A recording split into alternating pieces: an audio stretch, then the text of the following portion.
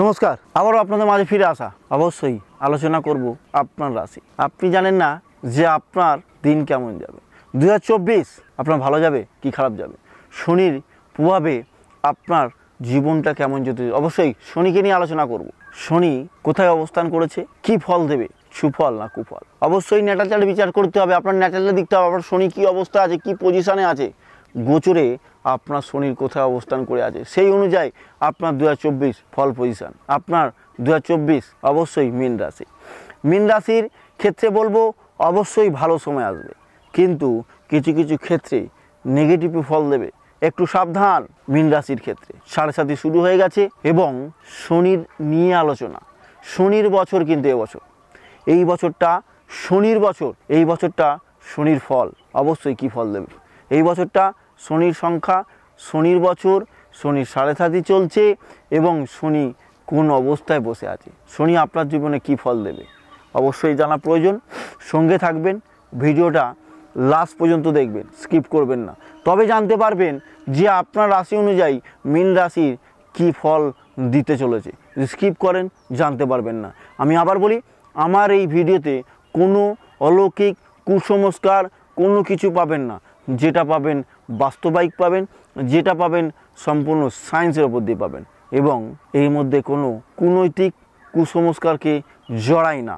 যেটা জড়াই সেটা সম্পূর্ণ সায়েন্সের উপর ভিত্তি করে। জ্যোতিষ সাবজেক্টটা অকাল সায়েন্স, এর মধ্যে কোনো অলৌকিক কিছু নেই। আপনার জীবনকে বদলাতে পারে না, আপনার ভাগ্যকে বদলাতে পারে না, এবং কোনো জ্যোতিষ শাস্ত্রে লেখা নেই যে আপনার ভাগ্য বদলাবে এবং আপনি স্টোন বা গ্রহগত গার্ড দিলে আপনার জীবন পরিবর্তন হবে।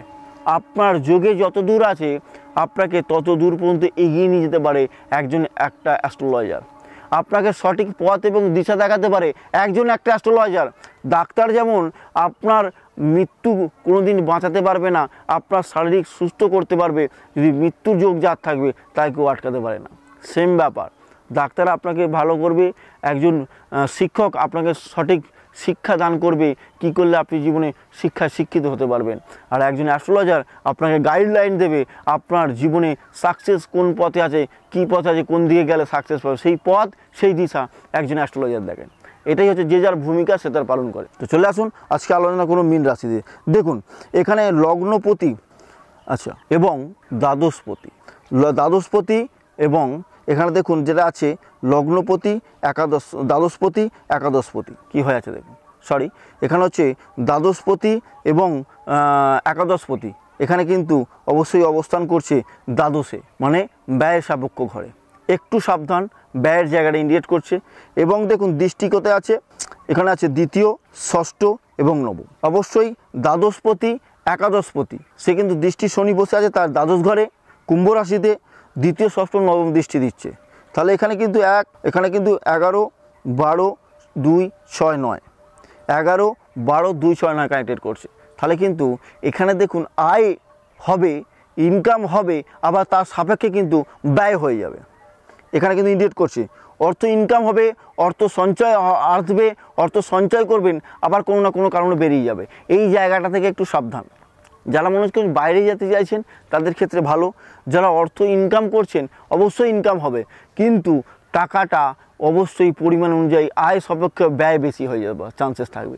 এই জায়গাটা কিন্তু অবশ্যই দেখবেন যে ইনকাম করছি, জীবনে প্রচুর টাকা ইনকাম করছি, কিন্তু টাকা রাখতে পারছি না, এই জায়গাটা হওয়ার সম্ভাবনা কিন্তু অবশ্যই কিন্তু আছে। একটু সাবধান, এই জায়গাটাকে বুঝে চলতে হবে। অবশ্যই এখানে কিন্তু 6 হাউস চাকরি, দাসত্ব, এখানে কিন্তু লোন কিন্তু আপনি নিতে চাইছেন, লোন পাবেন। টাকা কাউকে ধার দেবেন না, ধার দিলে সে টাকা কিন্তু পাওয়া কিন্তু অসম্ভব হয়ে যাবে। আপনার চাকরি চেষ্টা করছিলেন এতদিন ধরে, চাকরির জন্য হন্ত হয়ে ঘুরছিলেন, অবশ্যই বলছি চাকরি চেষ্টা করুন, চাকরি কিন্তু সফলতা আসবে। বাইরে জমি থেকে, ঘর থেকে দূরে কোথাও গিয়ে চাকরি চেষ্টা করতে চাইছিলেন, অবশ্যই কিন্তু ভালো।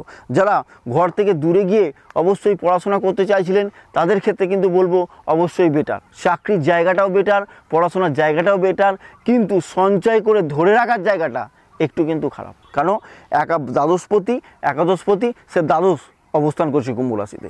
একটু সাবধানে বুঝে শুনে খরচা করবেন, কারণ ইনকাম দেখবেন করছেন প্রচুর প্রচুর পরিমাণে ইনকাম করছেন, ভালোভাবে ইনকাম করছেন, তবু কিন্তু সে টাকা রেখে কিছু করতে পারছেন না। একটু এই জায়গাটা ধীরে সুস্থে চলার কথা, আমি বারবার বলছি একটু সময় ধরে চলুন, দেখবেন অবশ্যই সব কিছু ঠিকঠাক যাবে। আচ্ছা, 2 হচ্ছে অর্থনৈতিক ইনকাম। দেখুন 6 হাউস চাকরি, এত বছর যারা চেষ্টা করেছেন যে চাকরি কি করবেন, চাকরি চেষ্টা করছেন, চাকরি পাচ্ছেন না, ব্যর্থ হচ্ছেন, অবশ্যই এবছর চাকরি কিন্তু পাবেন, এটাকে আমি বলতে পারি। কেন চাকরি ইন্ডিকেট করে চাকরির দ্বারা অর্থ উপার্জন এখানে দেখাচ্ছে, বিজনেসের দ্বারা অর্থ উপার্জন দেখাচ্ছে। অর্থ উপার্জনের জায়গাটা কিন্তু ভালো, সঞ্চয়ের জায়গাটা কিন্তু পরিমাণ একটু কম দেখাচ্ছে। এই জায়গাটা একটু যদি ধরে রাখতে পারেন, বুঝে শুনে যদি খরচা করতে পারেন আমার কথা শুনে, তাহলে কিন্তু অবশ্যই আপনার সঞ্চয়ের জায়গাটাও বেটার থাকবে। ইনকাম করেও দেখবেন রাখতে পারছেন না, সেই ইনকামের কোনো দাম থাকবে না। মাথায় রাখবেন, অবশ্যই মাথায় রাখবেন, এই জায়গাটা যদি মাথায় রাখতে পারেন অবশ্যই বেটার হবে। তবে একটা কথা বলে রাখি, বারবার বলছি, যদি বুঝে চলতে পারেন এই বছরটা আপনার ক্ষেত্রে ভালো। যদি অবুঝ হয়ে চলেন, বুঝে সামনে যদি না চলতে পারেন, তাহলে কিন্তু পরবর্তী সময় কিন্তু আপনার কিন্তু অবশ্যই খারাপ আসতে যাবে। এই জায়গাটাকে ধরে রাখুন। অবশ্যই খালি কি করবেন, ইনকাম করবেন, সঞ্চয় করতে পারছেন না, বুঝে শুনে খরচা করুন, দেখবেন অবশ্যই সব ঠিক হবে। তবে একটা কথা বলি, প্রত্যেক দিন এভরিডে হনুমান চল্লিশা পড়ুন, দেখবেন অনেকটা পজিটিভ রেজাল্ট আপনার জীবনে আসবে, এটা বলতে পারেন। আর প্রত্যেক দিন এভরিডে কোনো গবাদি পশুকে সকালবেলা অন্ন দান করুন আপনি আপনার খাওয়ার আগে, এর একটা পজিটিভ রেজাল্ট পাবেন।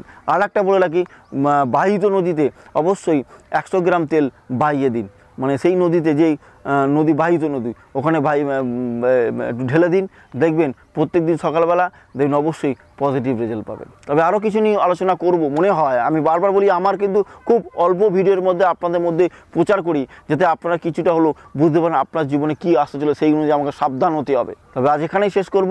সবাইকে ভালো থাকুন, সুস্থ থাকুন। মনে হলে অবশ্যই বেল আইকন ক্লিক করবেন পরবর্তী ভিডিও পাওয়ার জন্য, সাবস্ক্রাইব করবেন, লাইক করবেন, অবশ্যই কমেন্টে জানাবেন। ভালো থাকুন, সুস্থ থাকুন, নমস্কার।